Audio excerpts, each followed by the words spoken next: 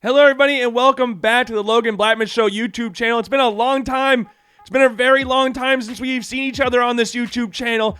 I think it's been about 24 hours since the last video we posted here, and obviously, this is episode 2 of the State of Iowa preview bar, and this one is covering the Iowa State Cyclones. Obviously, the one we posted yesterday was covering the Iowa Hawkeyes and their upcoming season. We'll have one coming out later this week for the UNI Panthers as well. We don't need to worry about that one right now because we are here ready to worry about the Iowa State Cyclones preview, and it's kind of interesting because the expectation levels for both fans and neutrals alike this year are completely different than what they were a season before. Like last year, we had no idea what this team was going to be. Like there could have ranged anywhere, like 8 wins could have been a possibility.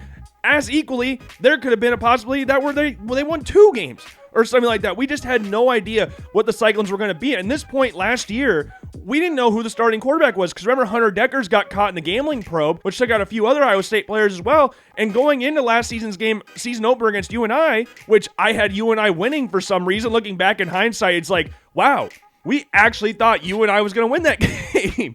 But you got Rocco Becht there, and then you had J.J. Cole, the freshman from Ankeny, and Rocco started the game against UNI. After that game, he just took the job and ran with it. Rocco Becht had a very good season this past year, had over 3,100 passing yards, had about 23 touchdowns, 8 interceptions, and you saw him grow into the season. Like, he's a very good quarterback. Like, again, we brought up the UNI game. I said going into that game that I think Theo Day is the best quarterback in the state of Iowa. This year, this might be a curse because Theo Day did not have a great year last year for UNI. But going into this year, I would say pretty confidently that Rocco Becht is the best quarterback in the state of Iowa at this point in time. Like, if you look at the Big 12 and the grand scheme of the Big 12 with Oklahoma and Texas going over to the SEC, Rocco Becht's what, a top 5 quarterback in the Big 12 right now? Because you obviously got the likes of Shedeur Sanders is there. Cameron Rising is finally back and healthy, and we'll talk about him here in a little bit. Noah Fafita from Arizona. Like, those are your guys that I would say are definitively the top 3 quarterbacks in the Big 12. If there's anybody I'm forgetting, I sincerely apologize. We'll talk about some more quarterbacks as we get on. But Rocco Becht, top 5 quarterback in the Big 12, I don't think that's an insane thing to say, which is crazy to think about because, again, we didn't even know he was going to be the guy at this point last year. Like, again, it just talks about the expectation levels from neutrals, fans, opposition, everybody. No one knew. And now we're going into this season, we're really optimistic about what the Iowa State Cyclones could do because they're bringing back so many people, including their starting quarterback, Rocco Becht. Like, on the offensive side alone, they're bringing back 10 starters. And with Rocco Becht, you got Abu Sama, who had that 200-plus yard explosion against Kansas State in the Snow Bowl. Now, the bowl game against Liberty, he did not necessarily have the same amount of success, but Abu Sama, you'd expect him to take another step. And you're looking at a potential, like, I don't want to put this out there and say, like, they're going to become this, or they are this, or they'll be better than this, or whatever. But this is like another version of Purdy and Breece Hall in Iowa State. Now, expectation, I'm saying it like... I'm not comparing them directly like, oh, this is the exact same situation. No, I'm not saying that, but they can do similar things at Iowa State where Breece Hall and Brock Purdy came in at similar times. Rocco Becht and Abu Sama came in at similar times. And I just want to see Abu Sama grow with this offense. And you saw the game against Kansas State. He had another 100-yard rushing performance last year as well. He's a very solid running back, very good running back, and you really expect him to grow with this offense along with Rocco Becht. And then out wide, you got the likes of Jalen Knoll. You got Higgins there as well. Your 2 leading receivers from the season before are both back and healthy, which is awesome. Jalen Knoll, one of the better deep threats in the entire Big 12. I wonder if they're going to keep using him in special teams. I wonder if that's going to be a thing, but time will tell on that as well. And then along with those two, you got Isaiah Alston coming in from Army. He's a bigger receiver. And Army, obviously running the triple option, so he doesn't have like an insane amount of yards. But averaged like over 21 yards a catch through his 4 years at Army. I think he averaged like 29 yards of reception this past season. Like, that's a very good get for the Cyclones to continue adding to the outside. And though it's a lot of similar pieces player-wise, we do got a new offensive coordinator. Nate Scheelhaus, during the offseason, surprisingly, just said, yeah, peace up, I'm gone. And went over to the LA Rams, who I think serve as an offensive analyst or something like that. Taylor Moser, who's been the tight ends coach for Iowa State the past few seasons, he will now serve as the offensive coordinator, so we'll see if there's any drastic changes in the offense or how they look, because Nate Scheelhaus, early in the season, it didn't really look like he was comfortable calling the offense. But like Becht, you could say the same thing about the entire offense. They just grew with the season. And Nate Scheelhaus looked a lot more comfortable calling the offense. So for Iowa State fans' sanity, I'm hoping that Taylor Moser is able to hit the ground running a lot sooner than Nate Scheelhaus did. And it sucks to see him leave, but Moser He should be fine. I would imagine he should be fine. And the main thing you could look to on the offensive side of the ball, like we brought Betch, Sama, the receivers. There's 4 starters coming back on the offensive line. You brought a transfer in as well this offseason. You look at Iowa State's tackles.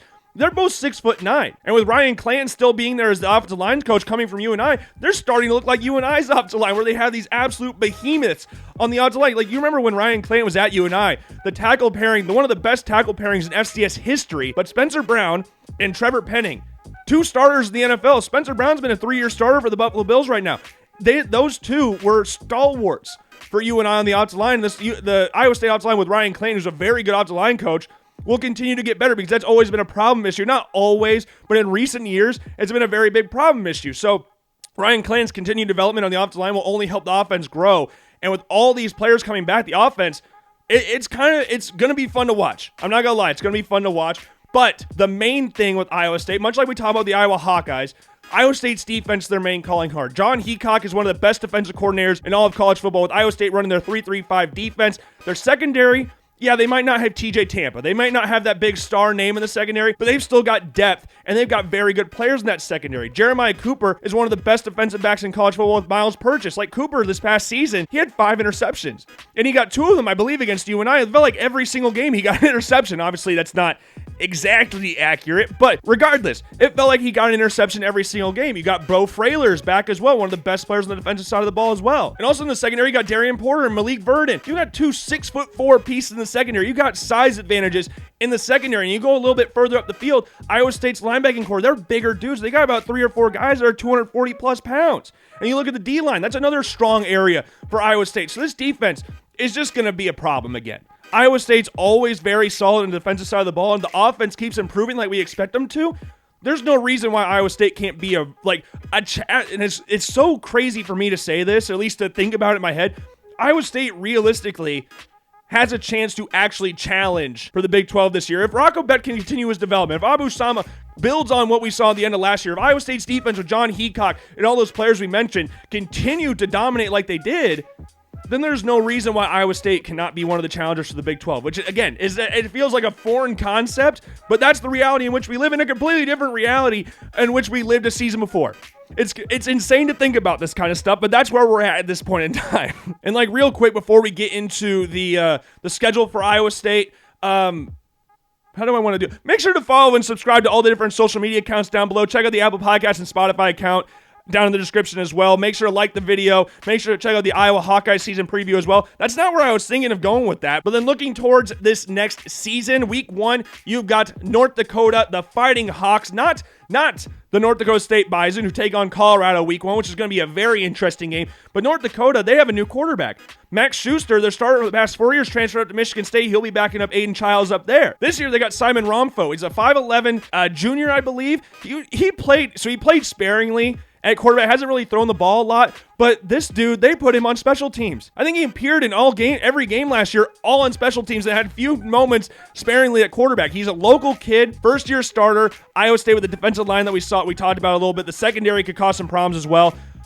I'm intrigued to see how he handles his first start, because Jack Trice Stadium week 1 will not be an easy place to go to. Now, he does have the likes of Bo Bellquist at wide receiver, Gavin Zebrath at running back as well. He's got pieces around in the defense. Their linebackers have been the starter. They were all 3 of their starting linebackers were starters a season before. Their linebacking core is their main calling card, with the likes of Malachi McNeil, with Josh Navratil, with Wyatt Pedigo. Like, this defense, their main calling card is on the linebacking core. This is a 9th-ranked defense in the Missouri Valley Football Conference a season ago, which is not anything spectacular, with the new quarterback coming in, like, in the question marks somewhat, like the inconsistencies regarding the defense minus the linebacking core.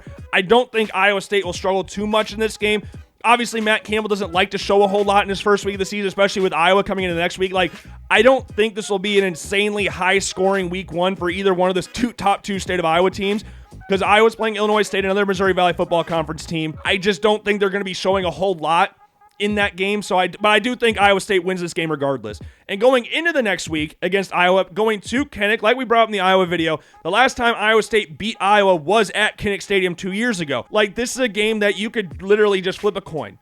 Like, I don't think either team will put up a bunch of points. They never seem to do. Like, we had that one random insane overtime game. Like, probably, is that a decade ago? Probably a decade ago or so, but those days are gone. Iowa and Iowa State, dominate on the defensive side of the ball. I could see this game being like a 13-10 game, 17-14 game, something like that. I do have Iowa winning this game. This is not something that I'm like I'm 100% confident. Obviously, as a fan, I want Iowa to win. I'm going to say I'm confident in Iowa winning. Or no, I'm not, because I'm sitting here saying I'm not confident in Iowa winning. But this game every year is a toss-up.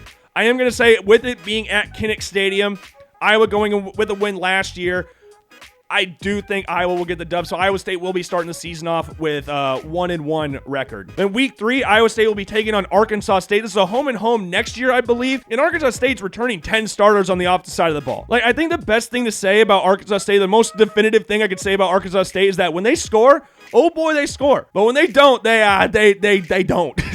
They very much don't. Like, they scored 77 points against Texas State last year. They scored like 52 or 55 against UMass. They're 6-0. When they score over 32 points. But then in the same breath, they're 0-7 when scoring 21 or less points. They finish like, that is such an insane barometer of like, if you don't score 31 points, you're probably not going to win a game if you're Arkansas State. Now, again, bringing back 10 starters I think's big. Jalen Rayner, in his second year as a starter, he can do some things at the quarterback position. Like last year, he counted for 17 passing touchdowns, 7 picks. He also ran for a decent amount of yards as well, led the conference in yards per completion, and he gets his top 2 receivers back, which is both big for an offense that is continuing to grow and that can put up points in bunches. That being said, they definitely need to improve running the ball. The offensive line is going to continue to get better. Like defensively, they were the worst team in the conference against the run. They were one of the worst teams in the conference against the pass. And last year, they gave up like 31.8 or 32.8 points per game. Like, this defense is nothing really that spectacular. And with Iowa State having the likes of Abu Sama at running back, who could put up games in bunches, again, we bring up the Kansas State game where he had 200 plus rushing yards. With a team that's coming into the season with coming back with the worst rushing defense in the conference from a season before, with Abu Sama at running back, is not great. And then near the bottom of the passing marks as well. With Rocco Becht and his top 2 receivers from season before coming back, yeah, I don't think Iowa State will have a ton of issues, especially the defense can stifle the offense of Arkansas State. Because again, when Arkansas State scores, they score. And when they don't, they don't. So if they can stifle them or slow them down, then I don't really see why Iowa State would have any problems here. So Iowa State's going 2-1 to start the season. The next week, you're going back on the road against the Houston Cougars. It's Willie Fritz's first season as head coach at Houston. Obviously, was at Tulane from about 2016 to this past season. And the big thing with Houston this year is Donovan Smith. He's the mystery quarterback going into this next year's draft. His numbers are good. I think he had like 22 touchdowns, 13 interceptions last year, had a decent amount of rushing yards as well. But the ceiling that he has for scouts is immense because he's got the size, he's got the arm strength, he's got the mobility, he's got all those little check marks that teams look for in a developmental quarterback. And Iowa State fans could remember him when he was at Texas Tech because he was the starting quarterback when Texas Tech won down in Lubbock on that 62-yard field goal. So they have a history. They have a history together. And Donovan Smith, if he can develop like people are expecting him to with all the tools that he has in his toolbox, he could be a very good quarterback and be a very big problem for Iowa State going into this game. But that all being said, Houston did lose 4 of their 5 stars on the offensive line, including Patrick Paul, just went up to the NFL draft this past year. And in that same exact breath, like you lose 4 stars on the offensive line. The rushing offense last year wasn't great, so they're definitely going to need to improve on that. Hopefully the development of the offensive line, the backups that they had last year develop into good starters this year because they're going to definitely need to improve that defense because I don't think they want to put it all on Donovan Smith. I think he has the talent to do that, but I think they're going to want to develop some sort of running game to take some of the pressure off him as well. Along with 4 stars on the offensive line, they did lose their top receiver from a season before, but they did bring in some transfers as well. They brought in the likes of Malachi Muse from Georgia, wide receiver, and Malik Carr from Michigan State, a tight end transfer. So you've got some new weapons around Smith as well on the offensive side of the ball. And then looking over the defense, Sheil Woods coming in as the new defensive coordinator. They're switching over to a 3-4 defense. In Houston, they really couldn't generate quarterback pressure this past season. And I think switching to a 3-4 defense will definitely help that, especially with the 2 outside linebackers. But defensively, they were near the bottom in almost every single statistical category in the defensive side of the ball. So Wood coming in, switching the formation to a 3-4, I think should help improve Houston on the defensive side of the ball, but I don't think it'll be enough to beat Iowa State in this game. I think the only way Houston can win this game against the Cyclones is if they wear their Love You Blue Oiler uniforms. I think that's the only way in hell they beat Iowa State. Could be wrong in that. Could be wrong because I don't remember if there was a cease and desist in there regarding Houston wearing those uniforms. But if they wear those, then I think there's a chance Houston wins. But if they don't, I don't really see Iowa State having too many issues in this game. Donovan Smith could cause some problems in them because of how big he is. But I do think Iowa State will have enough in the tank to come away with a road dub in conference play. Going to the next game, you're going back home against Baylor. This is a weird-ass team. Like 2 years ago, they were in the conference championship game against Oklahoma State. They were in the conference championship game not too long ago. This past season, they just finished 3-9. Blake Chapman he's gone. He's went over to Mississippi State. Remember, we brought Will Rogers transferring up to Washington in the Big Ten. Mike Wright transferred to Northwestern, and Blake Chapman's going down to Mississippi State to replace both of them. So coming in is Daquan Finn, coming in from Toledo. He's a very good dual threat quarterback. Like this past season for Toledo, he had over 2,600 yards, had over 500 rushing yards as well. He's had over 600 rushing yards in the past as well. And on offensive coordinator, they got a new guy in position there. They got Johnny Manziel's OC and Jake Spavital. Like he was at Cal, and the Cal Golden Bears he didn't light the world alight or anything. It wasn't like this world-beating offense or this transcendent offense or anything like that. But Baylor's got a lot more weapons than that of Cal, and they're returning a bunch of people on the offensive side of the ball as well. Like the big hang-up, the offensive line's not great, but I think having a guy like Daquan Finn at quarterback with regards to how much he can move and how good he is throwing the ball, I think that could add another element to Baylor's offense, because Blake Chapman was a fine quarterback. He was a decent quarterback, but adding in that running element and being more of a threat in the run game as well will definitely boost Baylor's offense. And defensively, we brought up Baylor, bringing back a few stars on the outside side of the ball. They had 10 stars coming back. They have 9 coming back on the defensive side of the ball, namely Matt Jones at linebacker, but Baylor's going to want to continue to get better against the pass. And when I say against the pass, I mean getting after the pass. Like they had 18 sacks this past season, and 3 of their 4 main sack getters from the season before are gone. Like Houston, they are also switching to a 3-4 defense, what could help in that category as well, having more people along the outside. But Iowa State, in regards to them, though Finn, I think, could be a problem, much like Donovan Smith before, I think Iowa State being back at home will be able to get the dub and continue on this nice little run they have. Apart from the Iowa loss, they continue on this winning ways and beat Baylor to be what? We have North Dakota, 4-1. 4-1. But then their next game, they go to West Virginia. And this is always a tough game. And West Virginia kind of surprised some people last year. They finished 9-4. Garrett Green is one of the better quarterbacks in the Big 12. He didn't complete an insane amount of passes last year. He's not necessarily the biggest guy in the world, but this dude is an absolute what do you want to call it? A massive problem in the running game. Like West Virginia's rush offense was one of the best rush offenses of college football last year. They had 3 rushers register over 700 yards on the ground, Garrett Green being one of them. He's going to be a massive pain in the ass for John Heacock going into this game. Like this is 3 straight very mobile quarterbacks back to back to back. I shouldn't say, they gradually get more mobile as you progress, but Garrett Green being, I would say, the most out of all of them. And what helps with that, with the rushing offense, with the guys coming back that they have running the ball, their offensive line is very good as well. One of the best offensive lines in the Big 12, and that's including Zach Frazier leaving to the NFL. Their starting center's gone, who's a second-round draft pick, I believe, but with him even gone, West Virginia's still got a very solid unit along the offensive line. And the main guy there, we brought up Zach Frazier leaving, but Wyatt Millam, one of the better left tackles in college football. And as a team, they only allowed 10 sacks this past season. 10 sacks! And it helps when you have a very mobile quarterback like Garrett Green, who also doesn't turn the ball over. I think that's a very big thing to note. Like when you're mobile, sometimes you get a little wayward with the ball.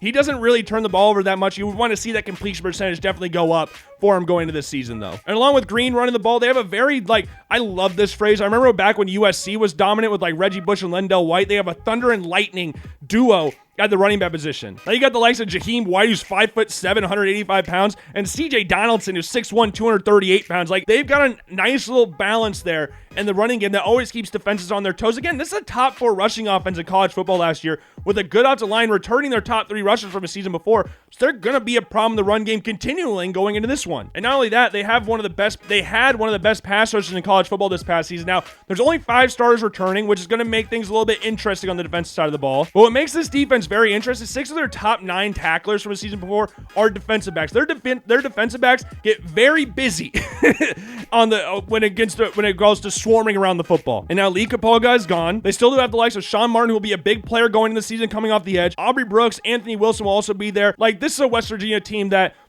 I don't know if they'll finish 9-4 again, because again, that kind of caught some people by surprise, but this is a very solid team. Garrett Green's running ability, the thunder and lightning backfield, the good offensive line, the defense that isn't bringing back enough people that you would like, but they throw so much stuff at you that'll make it hard, especially with it being on the road.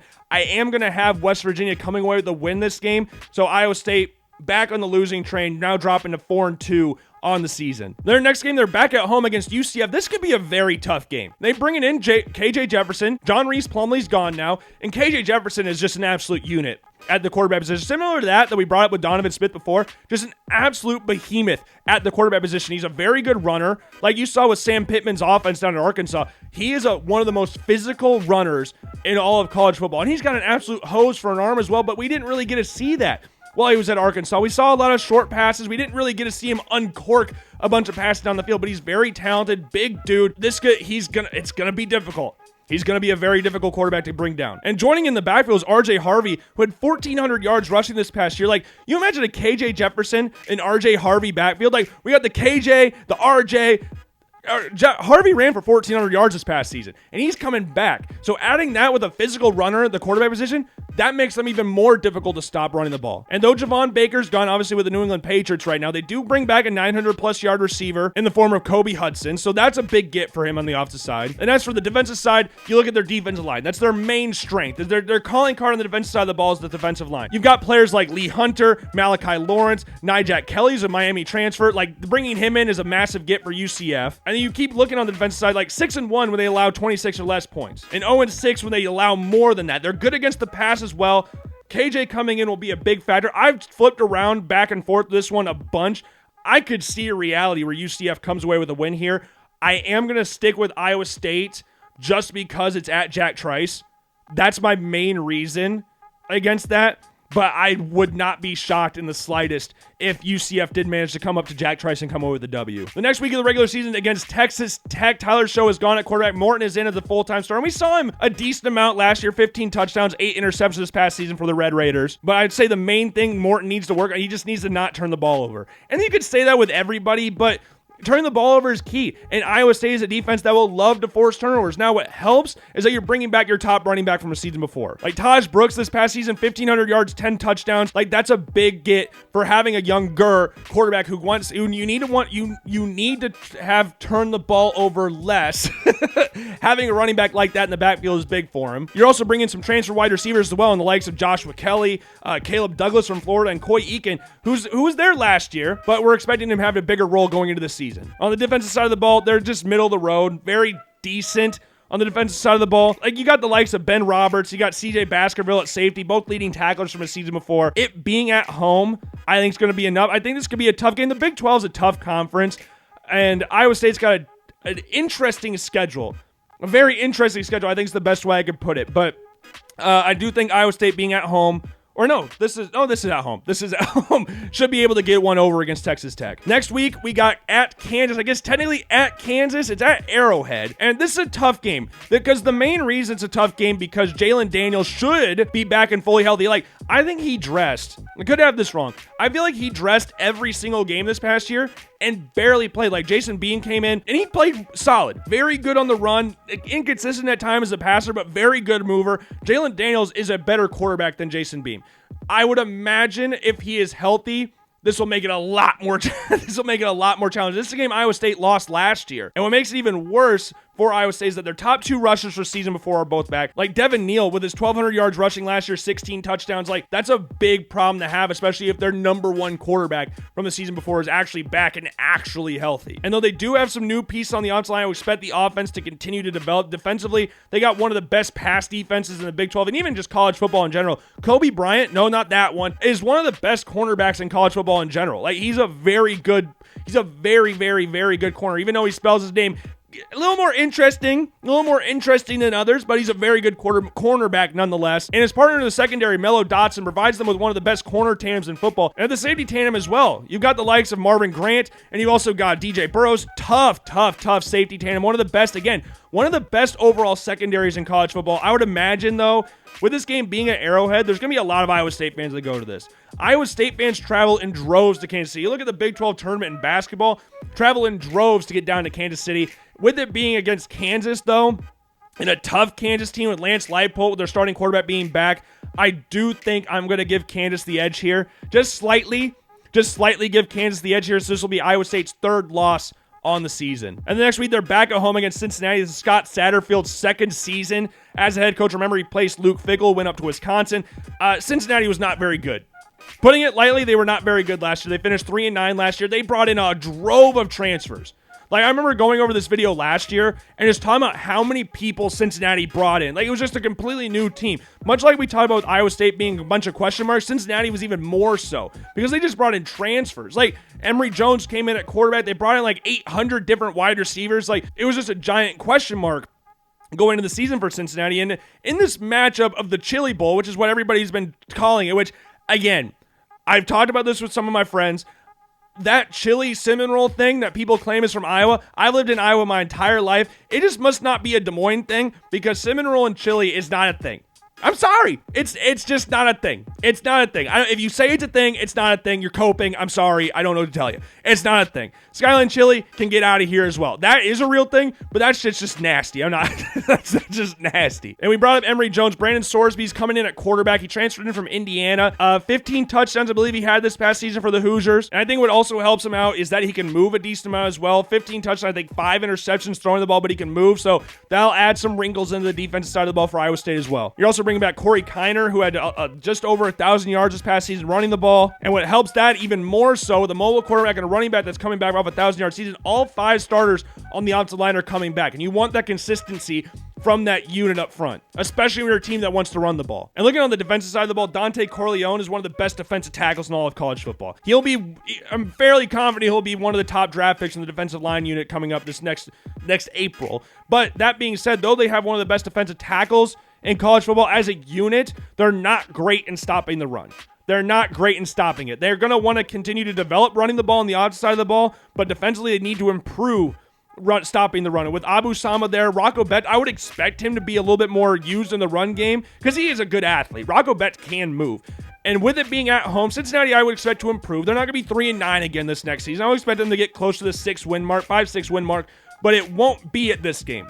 It won't be here. I am going to say Iowa State wins the quote-unquote Chili Bowl, coming out on top against the Cincinnati Bearcats. I don't know why my brain froze there for a little bit, but they're getting back in winning ways and beating Cincinnati at home. And then the next week at Utah, one of the toughest places to play in all of college football. And the main thing for Utah going this season is that Cameron Rising is back. Like last year, they finished 8-5. They had a bunch of inconsistencies at the quarterback position. And Cameron Rising, though he's been out since the Rose Bowl game when C.J. Stroud and Jack Smith and Jigba went out for like 1,000,000 yards in that Rose Bowl game, Cameron Rising coming back, the oldest quarterback in college football, 25 years old. He's a year younger than me. Coming back off a torn ACL, this will provide so much more consistency on the opposite side of the ball. So you would expect Utah to be better. They're the early betting favorites, like to a pretty overwhelming mark, to win the Big 12 this upcoming season. And a lot of that rides on the fact that Cameron Rising is back at the starting quarterback position. But along with Cameron Rising, they're also bringing back their tight end Brent Keithy, who's been out, who also tore his ACL a season before. So we're getting 2 big pieces for Utah's offense